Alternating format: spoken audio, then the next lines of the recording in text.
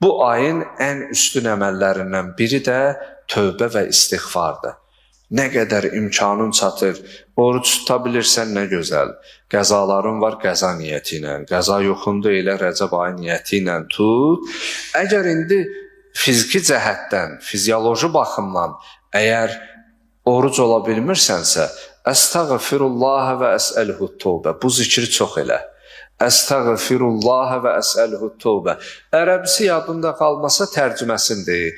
Allahım, səndən istəyirəm məni bağışlayasan və tövbəmi qəbul edəsən. Allahım, səndən istəyirəm məni bağışlayasan və tövbəmi qəbul edəsən. Bu zikir çalış çox decinən. Əslində tövbə bəziləri elə başa düşür ki, günahdan qaçmaq deməkdir. Yox, istiqaməti dəyişməkdir, yöntəmi dəyişməkdir. Və Rəcəb ayı da Allah ayı olduğundan hədislərdə ki, Peyğəmbər salavatullah buyurdu, Rəcəb şəhrullah, Allah ayıdır.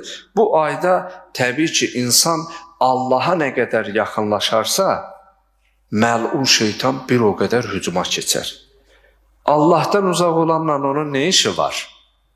O, Allahın dərgahından qovulanda, dedi, mən sənin düz yolunda əyləşəcəm, onların hamısını azdıracam, yalnız sənə xalis olanlardan başqa.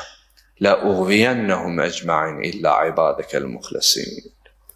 Ona görə insanın imanı artdıqca, onun sorğu-sualı da, onun sıxıntısı da, onun çətinliyi də artar. Çünki o məlun şeytan hər an səni azdırmağa və səndə vəsvəsə etməyə, yəni vəsvəsə ilə də şəkkə düşüb, yəqin halından çıxıb, imanı əlindən vermək üçün o var gücü ilə, qüvvəsi ilə çalışır.